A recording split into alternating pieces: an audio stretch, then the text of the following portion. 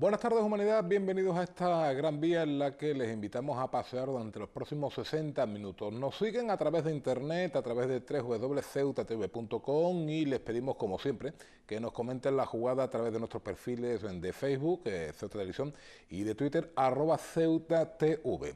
Ahora, como siempre, vamos al repaso a la actualidad, a las noticias más destacadas de nuestra ciudad a esta hora de la tarde, empezando por una que se escribía pues a primeras horas de la madrugada, la detención de una persona por su presunta vinculación con Daesh en el Loma Colmenar. Agentes del Cuerpo Nacional de Policía, en colaboración con el Centro Nacional de Inteligencia, han detenido pasadas las 5 de la mañana de este miércoles a un hombre de 29 años y nacionalidad española por su presunta integración en la organización terrorista Daesh, así como por constituir una pieza esencial en su aparato de captación y adoctrinamiento. Durante toda la mañana de este viernes, acompañados por el detenido, los agentes han estado realizando registros en las zonas de Loma Colmenar y el Poblado Legionario en El Príncipe, antes de proceder al traslado del mismo a Madrid para que preste declaración ante el Juzgado Central de Instrucción número 5, encargado de supervisar la operación en coordinación con la Fiscalía de la Audiencia Nacional. Según ha informado el Ministerio del Interior mediante una nota de prensa, el detenido formaba parte de una red salafista yihadista establecida en la barriada del Príncipe y que ya había sido desarticulada parcialmente el pasado mes de noviembre con la detención de otros 4 de sus integrantes. Su labor dentro de esta red era la de captar jóvenes vulnerables de la barriada con el fin de lograr su radicalización. La misma nota de prensa indica que el detenido adoptaba una estética fundamentalista y reproducía de forma reiterada gran cantidad de material de Daesh donde se mostraban ataques terroristas o la ejecución de acciones de martirio para sus labores de captación. Además, gestionaba un perfil en redes sociales con claras evidencias de adhesión a este grupo terrorista en el que mostraba pautas a otros jóvenes para acceder a publicaciones de Daesh sin ser detectados. Cabe destacar que muchas de esas pautas de seguridad le habían sido proporcionadas por su mujer, que ya había sido detenida con anterioridad por delitos similares a los que ahora se le imputan al detenido. Para evitar ser detectado, el detenido realizaba las labores de adoctrinamiento en el interior de su propio vehículo por considerarlo un entorno seguro y clandestino. Tal y como ha señalado el Ministerio del Interior, esta operación policial se enmarca dentro de su estrategia para la detección temprana y neutralización inmediata de potenciales células o actores terroristas con capacidad de cometer atentados en España. El propio ministro del Interior, Juan Ignacio Zoido, confirmaba la detención a primera hora de esta mañana a través de su perfil de la red social Twitter. Y al mediodía de hoy el Palacio Autonómico era el escenario de un minuto de silencio en recuerdo por las portadoras fallecidas en el otro lado, en el lado marroquí de la frontera, en las últimas semanas. Lo convocaba la coalición Caballas. Tal y como anunciaron, representantes y simpatizantes de Caballas se han concentrado en la mañana de este miércoles ante el Palacio Autonómico para pedir un cambio de actitud a las autoridades ante las muertes que se han producido en las inmediaciones de la frontera, tanto en España como en Marruecos, desde la apertura del Tarajal 2. Caballas, hemos querido hacer este minuto de silencio básicamente para que sirva sobre todo a nuestras autoridades para que cambien de actitud y cambien sus políticas con respecto a la frontera del Tarajal. Nosotros consideramos que tanto las autoridades españolas como las autoridades marroquíes deben regular el paso por la frontera, en este caso el paso de las mercancías, y no permitir que se vulneren los derechos humanos y la dignidad de las personas como está pasando ahora. Para los localistas es inadmisible la existencia de este paso atípico y que se hayan producido 3 muertes sin que nadie haya alzado la voz. El portavoz de Caballas ha subrayado que se deben establecer soluciones a la situación de la frontera que pasan en gran medida por la apertura del paso de Benzú y la inversión real en el entorno fronterizo y los polígonos del Tarajal.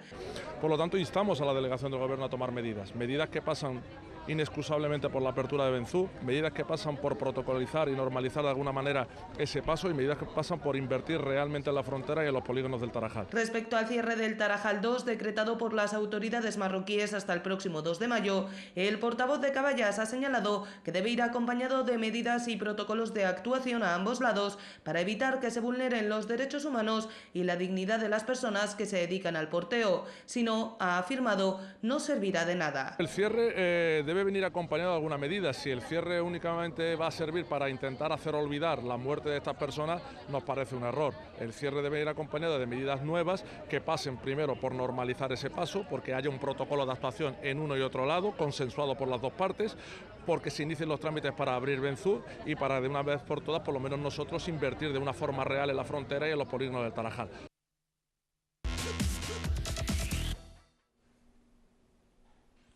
Y llegados a este punto vamos, como siempre, a esta hora a repasar qué nos cuentan los diarios digitales en su edición de media tarde. Comenzamos por el diario El Faro de Ceuta. Traslado del detenido en Loma Colmenar a Madrid, se le acusa de vinculaciones con el Daesh. La Policía Nacional detiene a una pieza esencial en el aparato de captación y adoctrinamiento del Daesh en Ceuta. Es el titular con fotografía para la actuación policial del diario El Pueblo de Ceuta. A eso también se refiere Ceuta al Día, Estado Islámico. La policía detiene a un supuesto terrorista, pieza esencial de captación del Daesh en El Príncipe. Trasladan en helicóptero a Madrid al detenido por su vinculación con el Daesh, con fotografía también para la información de la verdad de Ceuta. Diario El Mundo denuncia al Partido Popular la cuenta suiza de González Aguirre y Aguirre lo vio una traición. Jesús Gómez, diputado popular que destapó la corrupción del partido, habla para el diario El Mundo. Tormenta política por la corrupción, que también coge el puente aéreo Puyol Ferrusola a prisión 5 años después del escándalo. Diario El País, la corrupción pone en difícil situación al gobierno de Rajoy, titular a 4 columnas que destacan en esa información que el caso destapado con la detención de Ignacio González complica la agenda política del Ejecutivo y añade incertidumbre al desarrollo de la legislatura. Este que ven en sus pantallas es el 251-251, es el número de agraciado en el sorteo de la Cruz Roja de hoy.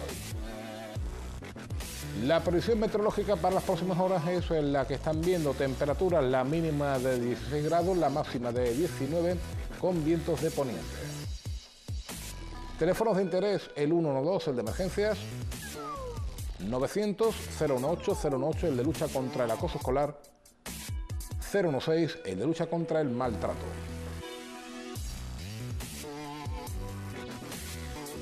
Bien, pues llegados a este punto, solo nos queda emplazarles a que sigan con nosotros porque nada, en 2 o 3 minutitos estamos de nuevo.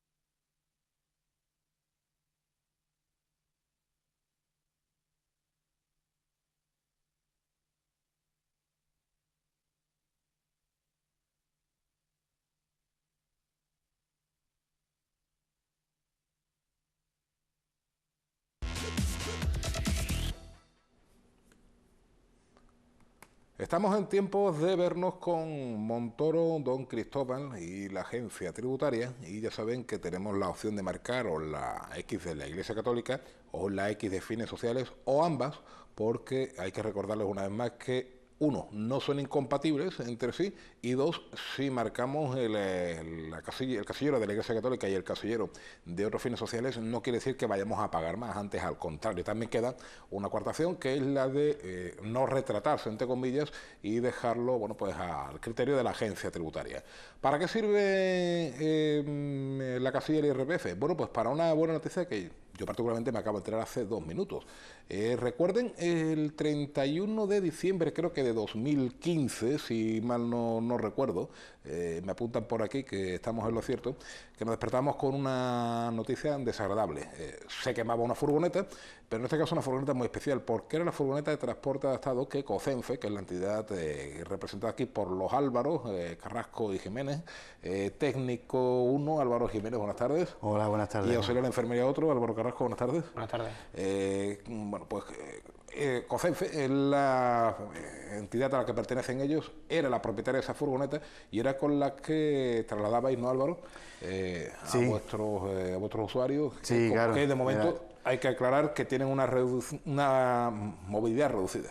Sí, claro, esa furgoneta contaba con el transporte adaptado, como bien has dicho, y tenía una rampa para que pudiéramos meter a todos aquellos usuarios con silla de ruedas. Porque claro, también llevamos a personas mayores que no le hacen falta ese servicio, pero la mayoría de servicios de COCENFE pues cuenta con usuarios que llevan silla de ruedas.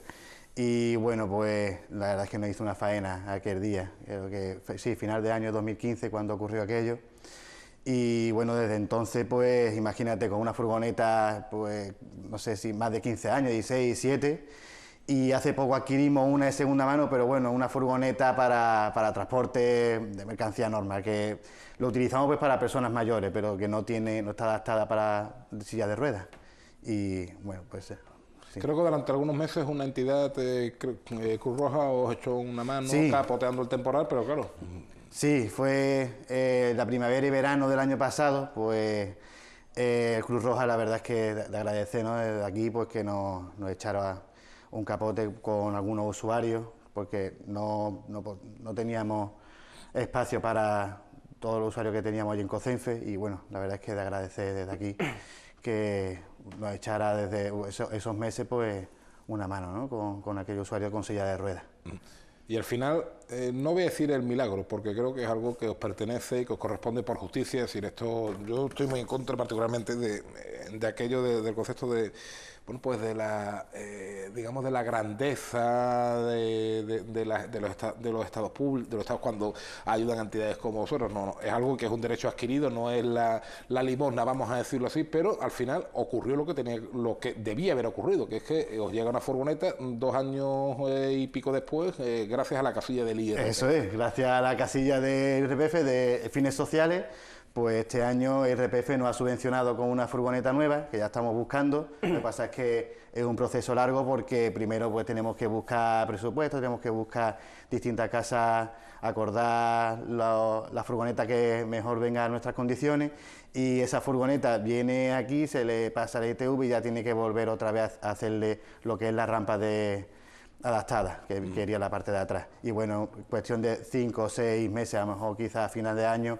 pues podamos tener la furgoneta nueva. Bueno, esto en cuanto a Álvaro Jiménez. Álvaro Carrasco, como digo, es Carrasco, no, Castillo, perdón. Tenemos aquí un problema con el apellido de este hombre, que lo hemos cogido así y le estamos cambiando. No se preocupe. Álvaro Castillo, y no me hablo de usted, sino vamos a tener cuando vamos a tener realmente un problema. Álvaro Castillo, llevas poco tiempo en COCENFE, tengo entendido, ¿no? Sí, el mes que viene hago ya 1 año con ellos y la verdad es que estoy muy contento con mis compañeros porque la verdad es que son muy buenos profesionales y muy contento, la verdad. Ajá.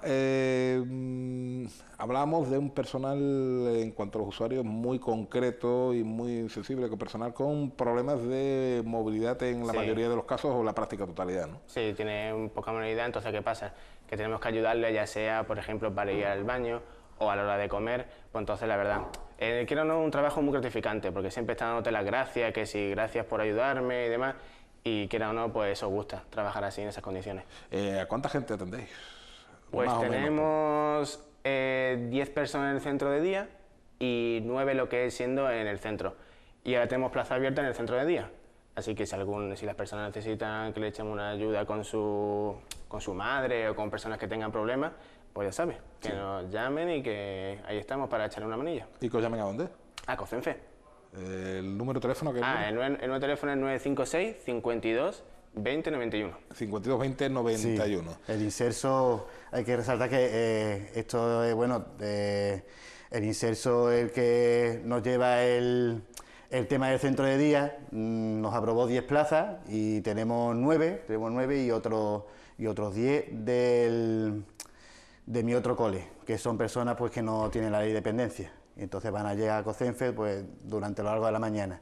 Estas personas de centro de día se benefician de los servicios que ofrecemos, de 9 a 5 de la tarde, y como bien ha dicho Álvaro, mi compañero, pues tenemos una plaza libre para aquel que lo requiera. Ajá. El centro de día y todo está en el mismo sitio, en el edificio de la Reina. Por ahora estamos todavía en el edificio de la Reina y en Los Rosales, y bueno, los servicios que tenemos allí es alfabetización, de fisioterapeuta, enfermería, terapia ocupacional y bueno, comedor, que se le da el desayuno, la comida, la merienda, tenemos los servicios adaptados, los baños para que lo necesite y todo eso pues de 9 a 5. Al margen de ello, es una serie de actividades que también realizáis con los usuarios, que van más allá de la mera atención, digamos, en el punto de vista psicosanitario, sino también, bueno, pues de vez en cuando sacarlos a alguna actividad, alguna exposición. Sí, suele ir a hacer actividades para que salgan de esa monotonía que llevan al cabo del día, al diario. Entonces, ¿qué pasa? Pues cogemos al usuario y lo llevamos a San Amaro para que se dé un paseo. Y ahora que empieza el buen tiempo, pues tenemos pensado empezar a ir a la playa, que sí, al parque marítimo y demás, para que, quiera o no, esa monotonía que llevan día a día, pues salgan de ella. Sí, ha hecho también actividades con caballo, que hace una es pasada. verdad, empezó también la hípica. Sí. Hay usuarios que se pueden montar en caballo, pues los llevamos allí, los montamos a caballo, y quiera o no, o le damos de comer a los caballos y que vean lo que es el tema de los caballos, las vacas, que también hay de todo. En general que allí hay de todo, allí la hípica, y disfrutan mucho. Bueno, pues ya la próxima salida que tengáis prevista en ese sentido del programa de ocio vuestro, no sé si... Pues hacemos 1 o 2 a la semana. Y o sea, eso, que no paseo, es algo... paso a San Amaro, a la Marina, depende del tiempo. Eso, la hípica tenemos concertado 1 vez a la semana. Sí. Y eso, una vez a la semana solemos salir, suele ser los viernes. Son los viernes, y me imagino que como todo hijo de vecino, el viernes es el día que más esperan ellos. Hombre, claro. Sí. La verdad es que están muy ilusionados, porque claro, hay muchos que de la casa a Cocenfe, allí, bueno, porque la que no tienen un poco de compañía, pero les falta también un poco de espacio, y con esta salida la verdad es que... Le dan la vida, la verdad, le dan la vida. ¿Qué edades tienen, por cierto? Pues allí suelen tener de 27 para arriba, algunos tienen 27, otros los 40 y la mayor allí puede ser que tenga unos 65 años más o menos. Pues ya para concluir, el personal, ¿cuántos sois trabajando allí en Cocenfe? Trabajando somos, pues la verdad es que ya voy perdiendo la cuenta porque empezamos 4 y ya no sé si 9, 10 o incluso más, ¿verdad? Sí, yo creo que somos unos 12 más o menos seremos. Yo soy el último que entró y muy contento. Sí, claro, hay que tener en cuenta que son personas que necesitan una alfabetización, después tienen su taller de informática, sus manualidades, la fisioterapia, la terapia ocupacional y necesitamos pues profesional cualificado para cada una de esos talleres, de esas sesiones. Entonces pues necesitamos profesionales por la mañana y por la tarde, claro, que hay gente que está de 9 a 2 y otros pues vienen de 11 a 5 y ya completamos el horario, allí estamos, el centro de día abierto de 9 a 5. Oye, ¿voluntarios tenéis? ¿Voluntarios no? No hay voluntarios. ¿Y eso? No sé, no es algo allí que... ¿Pero porque no queréis vosotros o porque no? No, que va, claro que queremos, sí, allí es bienvenido cualquiera. Sí, pero la verdad es que no se acerca mucho allí a Cocenfe a ofrecerse de voluntarios. No sé yo si en otras asociaciones a lo mejor sí es más común, pero allí sí. La verdad es que no es muy normal. Y Bueno, la verdad es que sería de agradecer, claro. O sea Claro, que- cuanto más ayuda tengamos, mejor, Digo, ¿sabes? que sea, por ejemplo, para llevar ese coche nuevo que se va a estrenar ahora dentro de unos meses. Sí, sí, o claro, si alguien claro. tiene un ratito Y- libre, pues... Incluso para la salida también estaría bien. Sí, la verdad es que sí. Para aquellos que estén haciendo algún tipo de estudio pues de magisterio, a lo mejor algo más vinculado con la educación especial, con auxiliar de enfermería. Sí, bueno, allí tenemos ahora mismo a dos chicas que están haciendo las prácticas de auxilio de enfermería. Sí. Y la verdad es que están muy contentas y nos ayudan muchísimo. Sí, la también verdad. hay de técnico de integración social. También. También van y hacen allí siempre suelen venir dos prácticas al año. Pues a los Álvaros Jiménez y Castillo. Ahora sí, pues, sí, muchas gracias. ti. Recuerden que se encuentran Gracias a ti. en el edificio La Reina, junto en la zona del matadero municipal, y hacen una labor como la que muy por encima nos han desgranado. Ya les digo que va mucho más en profundidad. Hasta la próxima Muchas gracias, Muchas Juanjo. gracias. y nosotros seguimos en unos minutos.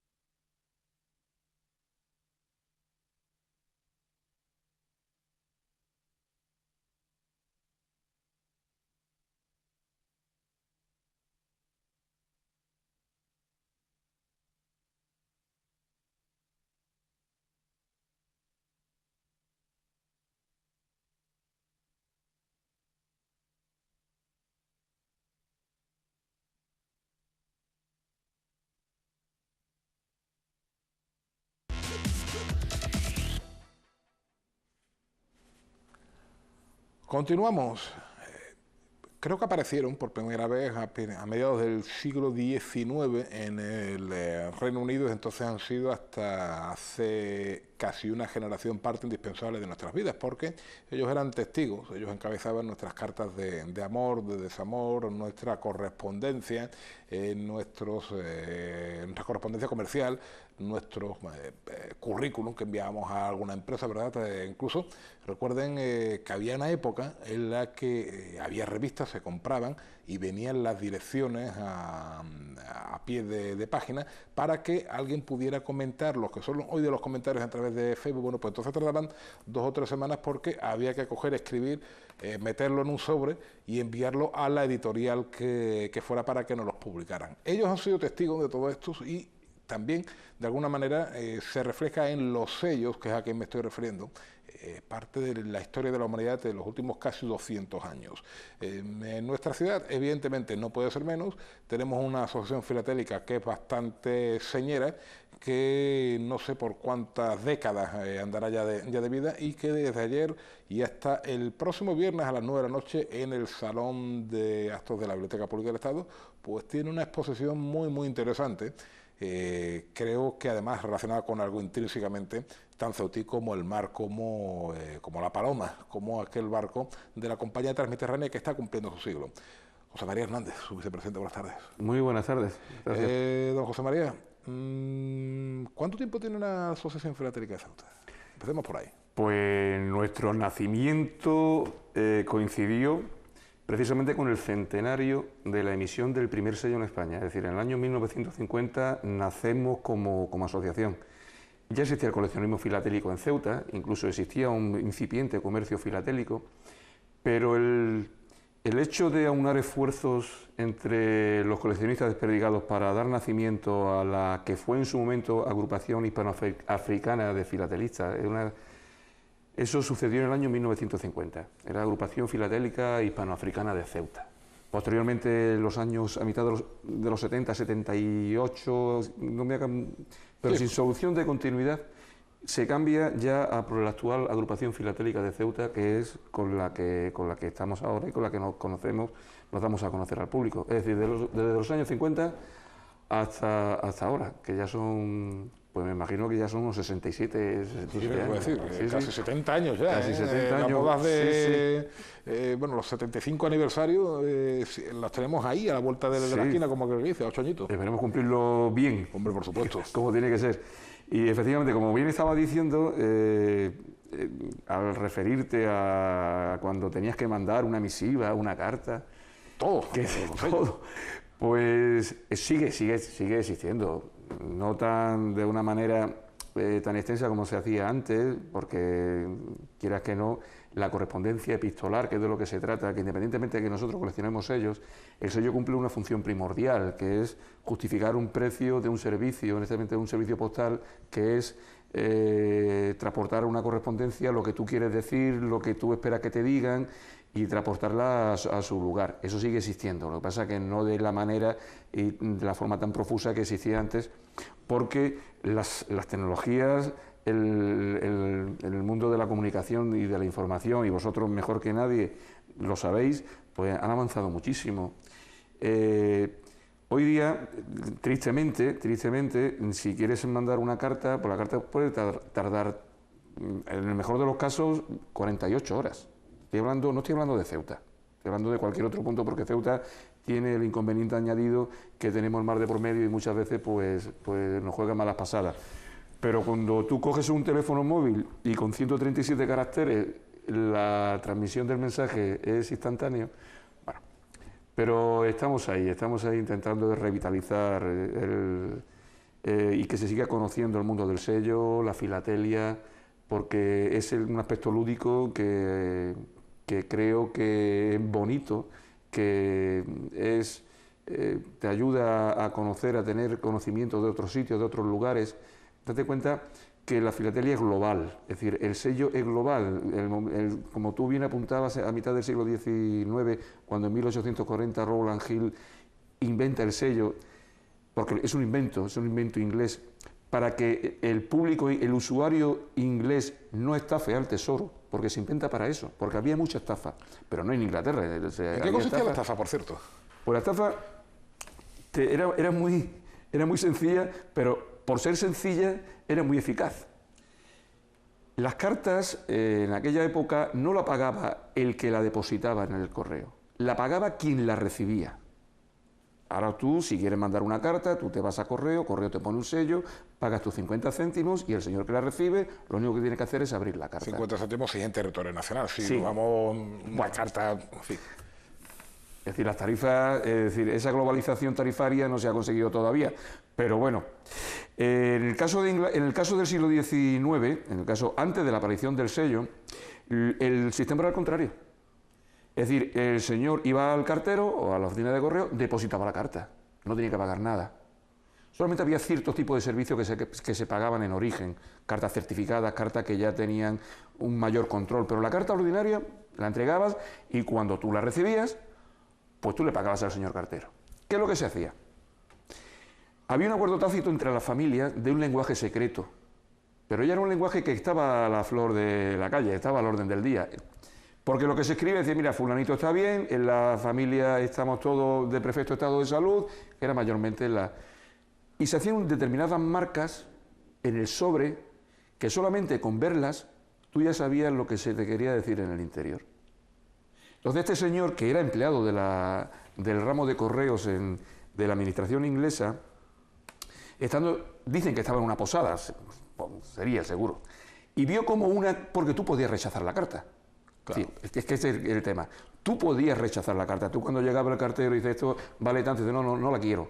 Y el cartero se la llevaba y... Pero tú ya habías visto la carta, las cuatro señales que te interesaban y sabías que tu madre, tus hermanos estaban. Y este hombre cuando le inquirió, porque estaba dispuesto a pagarle a la chica, dice, mira, yo te lo pago. Y dice, no. Y después le explicó el motivo. Dice, no, mire usted, es que esto viene marcado y nosotros ya sabemos lo que dice. Y entonces el hombre recapituló y dice, bueno, aquí se está perdiendo un montón de peniques, su soberana majestad. Entonces ideó la reforma del correo, que iba mucho más allá, pero la columna vertebral de esa gran reforma fue precisamente hacer todo lo contrario, que pagara el que la ponía y entonces, para justificar que ya había sido pagada, porque tú cómo justificas que está pagado, digo, pues nos inventamos un sello. Nace el sello en enero de 1840, y el 2 de enero empieza el coleccionismo filatélico. Al día siguiente. Al día siguiente. Fue un bombazo. De hecho, le nombran Sire. A los 2 años ya todas las naciones se dan cuenta de que esto es una mejora sustancial y empiezan a hacer lo mismo. España se incorpora, no tarda mucho, son 10 años. Ya previamente había habido unos primeros intentos con el conde de San Luis, pero al final, en el año 1850, pues tenemos el sello en nuestras manos y para gusto de los filatélicos, pues empezamos nuestra andadura también.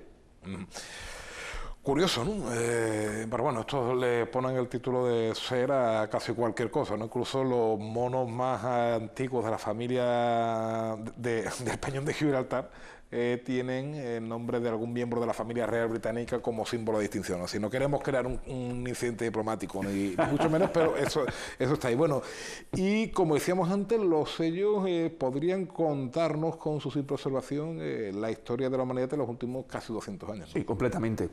Además, es curioso, el sello, en principio el correo es una potestad del Estado.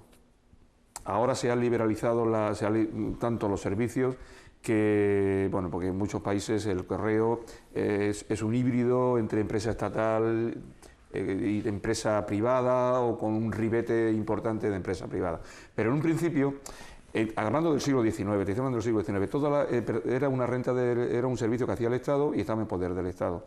Los primeros sellos, lo que hace el Estado es, a través de los sellos, es proyectar la imagen que en cada país tiene su forma de Estado. Por ejemplo, en Inglaterra, más que en Inglaterra, en los países monárquicos, los sellos le llaman así, se llaman los sellos de las testas coronadas, son cabezas de reyes o reinas. Es curioso porque todos los sellos llevan el nombre del país, excepto Inglaterra. Inglaterra, los sellos ingleses, no, desde siempre, y por acuerdo tácito después ya entre las demás naciones, que están en la UPO, están organizadas a nivel ya internacional y mundial en la Unión Postal Universal, se le permite a Inglaterra, por ser la pionera, y que su nombre no vaya, y en cambio sí va una silueta de la reina. Tú coges cualquier sello inglés, no pone England ni pone United Kingdom, pone la silueta de la reina en un extremo, en una esquinita, y ya se sabe que es un sello inglés o de alguna de las dependencias postales inglesas. Y es un caso curioso. Después evoluciona con los sellos ya con otro tipo de sellos. Es como si el sello en un momento determinado hubiera sido la casita postal del rey. Y poner algo distinto al rey o a la reina era casi un pequeño sacrilegio.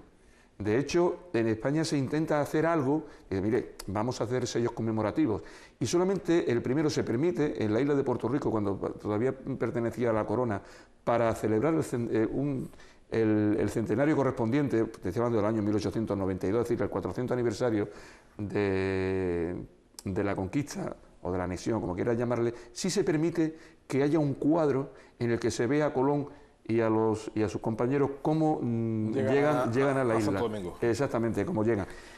Ya bien entrado ya el siglo XX, sí, ya empezaríamos a ver por la serie del Quijote. Te voy a hablar de la filatelia española, que es la que más conocerán tus... La que más conocemos Sí, todos. Sí. y entonces lo que hacen las naciones se dan cuenta de que tienen es una proyección impresionante, no solamente para el interior, sino también para el exterior. Se escribe muchísimo. Y entonces empiezan a aparecer pues, lo más granado, lo que mejor consideran los servicios postales que puede identificar o que puede ser un signo o un elemento significativo de la cultura del país. Literatos, pinturas, últimamente, bueno, desde casi siempre, nuestra gran riqueza patrimonial, series enfocadas al turismo y cientos y cientos y cientos de temas. La filatelia tradicional, los compañeros que hacen filatelia tradicional, pues claro, coleccionan sellos del país y ahí es multitemático, pero hay otro tipo de filatelia, porque la filatelia es poliédrica, cada uno se acerca de manera distinta al hecho del coleccionismo. Es una faceta muy privada y cada uno tiene... Pero en cuanto ya sales, dices, bueno, bien, no quiero coleccionar otra cosa, pero no puedo llegar a la globalización. Eso es una quimera que a finales del siglo XIX se perdió. Eso de querer tener todos los sellos del mundo. Ni las más grandes fortunas consiguieron hacerlo. Y entonces ahora que dicen, bueno, es que a mí me gustan los trenes. Y decimos, bueno, pues, colecciona sellos de trenes, pero a nivel global. Y es lo que nosotros conocemos por la filatelia temática. O contar historias a través de los sellos, y no solamente de los sellos, sino de los sellos, matasellos, y de cualquier elemento postal que utiliza el correo para su principal función, que es la de transportar correspondencia. Nosotros nos valemos de una serie de signos, sellos, matasellos, sobrecirculados, para coleccionarlos y para contar historias a través de eso. Entonces, todas aquellas personas que estén interesadas en lo que estamos comentando y en conocer las facetas que da este coleccionismo, que yo lo considero el primero de los coleccionismos, porque es que ya te digo, bueno, quitando las colecciones de arte, que las grandes monarquías tienen nosotros tenemos nuestros álbumes, ellos tenían sus palacios. Y no solo las grandes monarquías, pero bueno. Pero ya te digo, que puedan visitar la exposición, como bien has dicho, está en el Salón de Multiuso de la Biblioteca Pública del Estado, y desde la filatelia más tradicional a la filatelia temática, pasando por la filatelia moderna. Tenemos un señor que ha traído una colección del Titanic, hablándonos del Titanic a través de los sellos, a través de las cartas, o la historia de España a través de los sellos, de los propios sellos de correos, porque los sellos de correos, como bien has dicho, lo que te enseñan es tu propia historia. Claro, y el acercamiento que nosotros cuando éramos chavea hemos tenido a través de los sellos a nuestra propia cultura es... No te voy a decir ni que ahora sea mejor o sea distinto, pero ese vehículo que nosotros utilizábamos con el intercambio, con los sellos que viene una carta, lo recorta, lo lava, se lo enseña a tus amigos. Mira, yo del Castillo de Arévalo tengo 3, te lo cambio por el Castillo de Peñafiel. Yo con 7 años, que en mi vida había pisado un castillo, pero nos sabemos el nombre de todos los castillos, pues igual que los chavales ahora que coleccionan cromos, que a lo mejor no han pisado el estadio Bernabéu, se saben las alineaciones del Madrid o la alineación del Barcelona y de cualquier equipo pues con las estampas que a primero de liga. ¿Por qué? Porque están viéndolas, hay un contacto visual, memoria fotográfica. En esa edad es cuando más se aprende. Porque el sello no solamente es un medio del que nos valemos para disfrutar con su colección. Porque el coleccionismo, la pasión coleccionista, es algo que toca más la fibra íntima de las personas. Es que es un vehículo también de conocimiento, es un vehículo de cultura. Como bien has dicho, y te comento, los países no solamente lo utilizan para pagar la correspondencia, es que proyectan todo lo bueno que tienen en ellos, todo lo que los demás es un escaparate al mundo. Si tú quieres poner de manifiesto que eres una potencia científica, que eres una potencia tecnológica, como sucede en muchos países, pues continuamente están apareciendo en tus sellos fiches de inventores, los productos o los medios que has inventado y que estás exportando. Entonces tenemos, por ejemplo, nosotros hay series en España de España exporta, pues bueno, pues ahí pues cuando éramos una potencia en la siderurgia naval, hay sellos dedicados a la siderurgia naval, hay sellos dedicados a la industria transformadora de alimentación. Alemania en su momento también, es decir, que todos los países eso lo tienen en cuenta y lo proyectan. Hace poco España, hace un par de años, España sacó una cosa muy bonita, sobre todo también para dar una trascendencia internacional a la ñ. Pues valiéndose de eso, pues vendió lo que vendemos al exterior y fue una campaña turística muy interesante. Patrimonio a través de los sellos con la Alhambra de Granada, nuestra riqueza en la literatura universal a través de las primeras ediciones del Quijote, etcétera, etcétera, etcétera. Decía antes que los sellos llevaban siempre el símbolo de la corona. Creo que España es junto a Italia el único país que en estos 200 años ha pasado alternativamente de la monarquía a la república, de la república a las dictaduras, etcétera, etcétera. ¿Cómo lo hemos hecho en el arte postal? Pues es curioso porque el arte postal, lógicamente, esto es como los incendios. Los bomberos siempre llegan cuando el incendio ya se ha producido, no puede ser de otra manera. Entonces, por ejemplo, el caso de la monarquía, cuando en la Segunda República, cuando el 14 de abril se proclama la Segunda República, vamos a ver, no hay sellos republicanos hechos. Lógicamente tiene que seguir habiendo sellos de Alfonso XIII, porque es que es el sello que hay en España, el sello de Alfonso XIII. En el caso es la emisión que se conoce, la emisión Baquer, por el grabador de la efigie. ¿Qué es lo que se hace? Pues en un primer momento, porque lo que no puede hacer es dejar de tener sellos, pues la correspondencia empieza a circular porque le ponen con unas imprentas especiales de forma que pille toda la efigie del monarca, se lee República Española. Y eso se van habilitando, eso lo que son sellos habilitados, se van habilitando para el uso postal. Al poco tiempo, ya cuando la Fábrica Nacional de Moneda y Timbre, que es la que le competía y le compete la fabricación del sello, ya está en disposición de poder, porque eso hay que ponerse a imprimir, pues entonces ya cuando empiezan a salir los sellos republicanos, República Española, que primeramente lo que va a poner de uso público, es decir, lo que va a representar, pues son los próceres republicanos más caracterizados. Hazaña. No, hazaña no. Sale Pablo Iglesias, sale Azcárate, Zorrilla, se le da Pi Margal, se le da... es como si a través del sello quisieras enlazar con los políticos republicanos, con los políticos de la Primera República.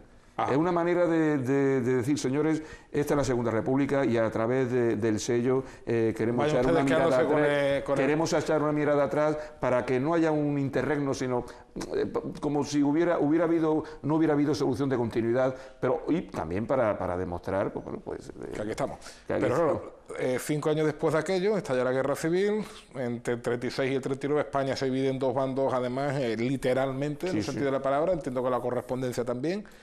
Vamos a ver, la guerra civil es un desastre, pero el mayor desastre es la guerra en sí. España se rompe, postalmente hablando, se rompe en dos territorios, tal que se rompe en dos territorios con dos administraciones postales distintas. Tal que para tú poder escribir una carta de tu pueblo que está aquí está la trinchera, y el pueblo de enfrente, que hay 1 kilómetro, se tiene que hacer a través de Suiza, a través del Comité Internacional de la Cruz Roja. Madre mía. Pasa que en un momento determinado está en Suiza, pero después él se establece en otros sitios cercanos a la frontera española. Y se tiene que hacer de una manera reglada. Se imprime unos folletitos en el que se te dejan escribir 4 palabras muy escuetas, porque eso pasa una censura, independientemente de que intervenga, de que la Cruz Roja Internacional favorezca el intercambio de comunicación, pero eso es censura. Es decir, tú no puedes Mamá, ponerlo... mamá está bien, punto. O papá pupa, como el celebérrimo chiste papá pupa. Sí. ¿Y cómo se hace? Pues desde el punto de vista postal, lo que te comento, te he dicho, la censura es lo más evidente. Se censura todo. Durante la Primera Guerra Mundial pues se censura también, pero se hace de una manera aleatoria, con un grupo de población que pudieran tener algún motivo evidente, sobre todo extranjeros que vivan. No, en España, al menos en la España nacional, se censura todo. De hecho, la correspondencia en Ceuta, te dicen cómo tienes que hacerlo, está publicado y continuamente están sacando anuncios en los periódicos para que la gente lo haga. Mire usted tiene que traer el sobre abierto. Usted puede escribir lo que le dé la gana, que yo lo dejaré una vez que pase el lápiz rojo, el rotulador negro, incluso si tengo que tachar mucho ya ni lo tacho, o la rompo o la llamo usted para que la escriba de nuevo. Pero es que llega un momento en que incluso le llegan a decir que el sello no puede ir pegado, porque se inventa un sistema para que a través del sello escribir mensajes ocultos. Tú coges el sello, escribes, no llegas a pegarlo, sino que en los ribetes que forman la orla del sello pones unos puntitos de salivita y tal, lo pegas, pero no pegas toda la superficie del sello, de tal manera que cuando se despegue, ahí hay un mensaje. Bueno, pues eso se detecta y es interesante, se están haciendo estudios, hay compañeros que hacen estudios ya no solamente de este tipo, de cómo se transmite la correspondencia, sino los canales que utiliza, porque continuamente la frontera entre ambos bandos va cambiando, las conducciones postales son distintas. Aquí tenemos un caso también con respecto de Ceuta, porque teníamos la zona de protectorado.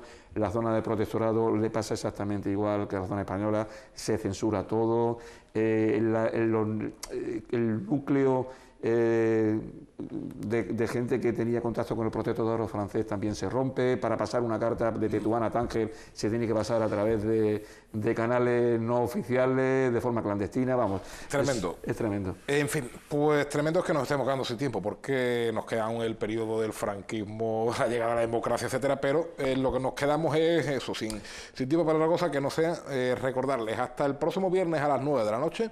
En la Biblioteca Pública Adolfo Suárez, en su espacio expositivo, puede usted disfrutar, bueno, pues de un trocito bastante amplio de nuestra historia, además vinculado con La Paloma, que creo que se llama así aquel barco que el Virgen de África creo que era, que enlazaba Ceuta con Algeciras, porque estamos en el centenario de la Compañía Intermediterránea. Vicepresidente, hasta la próxima, muchas gracias.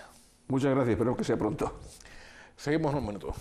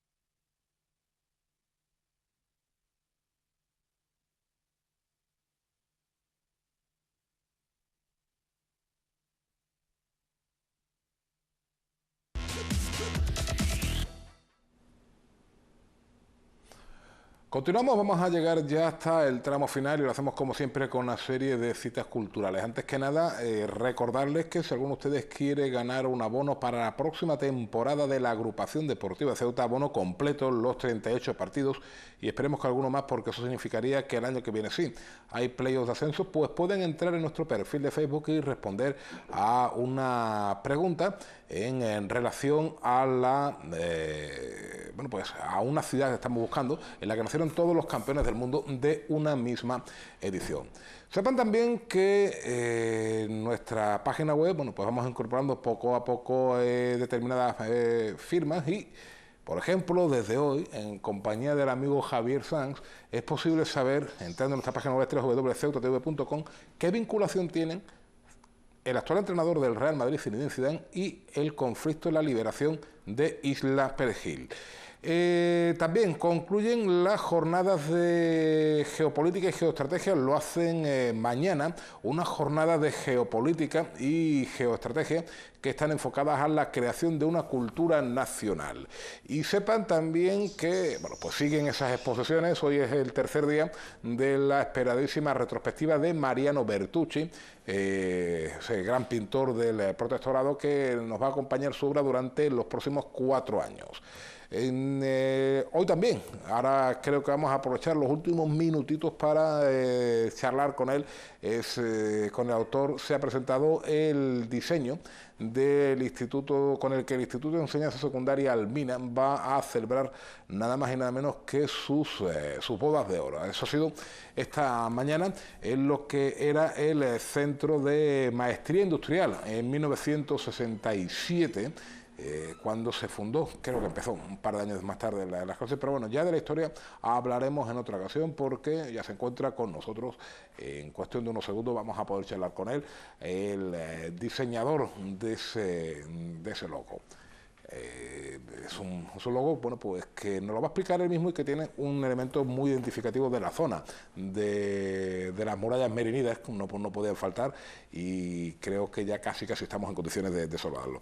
Por cierto, les recuerdo que al margen de las exposiciones de Mariano Bertucci, la del próximo hasta el próximo día 13 de mayo tienen la de Pepe Gutiérrez en el Museo del Rebellín. Y ahora sí, don Daniel Bellón, buenas tardes. Buenas tardes. Las murallas merinidas no podían faltar.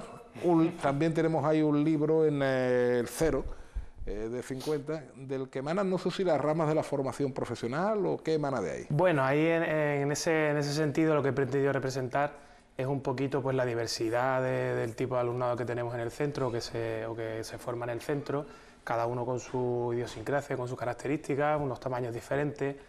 Y eso es básicamente lo que las hojas representan, ese árbol con toda esa cantidad de hojas que beben un poquito, se nutre pues de ese árbol, que son la fuente de conocimiento, quiera que no, los libros tienen que estar por ahí.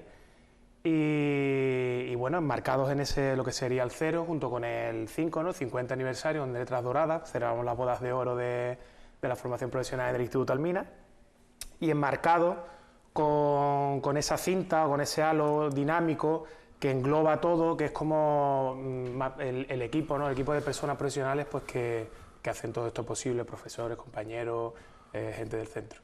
Un logo que ya se está utilizando desde principios de este año en documentos oficiales vinculados al Instituto de Enseñanza Secundaria Almina, que va a concentrar, ya luego les explicaremos algo más en el informativo, también tienen ya una información adelantada en nuestra página web, la mayoría de sus actos en el mes de mayo, en torno a la segunda quincena de mayo, y un logo que, les cuento, está realizado por alguien que fue primero alumno, que ha hecho alumno del centro, ¿no? Sí, bueno, he sido profesor, fui compañero allí durante 2 años, estuve trabajando como profesor de dibujo, profesor interino, y luego por circunstancias pues resulta que me salió la opción también de, mientras esperaba con esta nueva ley de educación que el dibujo pues deja un poquito más al margen, la cosa se ha complicado un poquito, y mientras iba y venía pues siempre pasaba por los pasillos, y la verdad es que me daba incluso un poco de envidia cómo estaban allí los compañeros con el tema de automoción, me llamaba mucho la atención, siempre me ha gustado,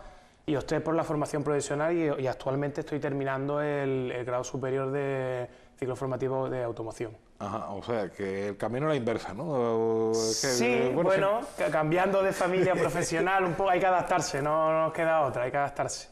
Ahora precisamente te acabo de escuchar también hablar del tema de la exposición de Maria Bertucci, y yo he sido el que ha restaurado, le he dado un lavado de cara a muchas de las obras que venían. He sido el restaurador porque ha tocado aproximadamente, el presupuesto estaba para unas 50 obras más o menos, pero siempre al final acaba uno limpiando un poquito más y sacando alguna cosita. Oye, adelante. nos quedan un par de minutos. Yo desconocía esta circunstancia, pero ¿cómo se encontraban las obras de Bertucci? Eso por un lado. Y por otra parte, Dani, perdona, el reto de restaurar, bueno, pues a toda una eminencia. Pues, hombre, era un proyecto bastante ambicioso. Cuando me surge la oportunidad y me conceden la licitación, pues para mí ha sido un reto. No estaban mal conservadas, lo normal, barniz, oxidación del barniz, suciedad superficial, algún marco, alguna cosilla, pero vamos, en general tenía un buen estado de conservación, pero sí que es verdad que cuando te meten en aquel espacio de trabajo y te encuentras con más de 60, 70 obras, pues te agobia un poquito, sobre todo por el tema del tiempo. Pero bueno, al final ha salido todo bien y todas las obras están bastante presentables y muy bien, ha quedado muy bien. Bueno, pues es la gran cita cultural, sin duda alguna, el gran acontecimiento cultural Pues sí. de este año en nuestra ciudad. También pues estaremos muy pendientes, quizá a un nivel más modesto, pero creo que algo hay de un mural muy especial de la Almina, algo ha dicho Manolo Maldonado esta mañana. Yo no sé de qué va, y si lo supiera, Manolo nos mata si desvelamos algo. Así que estaremos expectantes a ese mural que se va a descubrir en la segunda quincena de mayo. Don Daniel de Bellón, muchas gracias. A usted. Y gracias también a todos ustedes. Dentro de un ratito está por aquí Laura Ortiz con la mejor información de Ceuta. Nosotros seguimos mañana. Les esperamos de nuevo. Sean felices. Me han dicho, me dijo Verónica que no.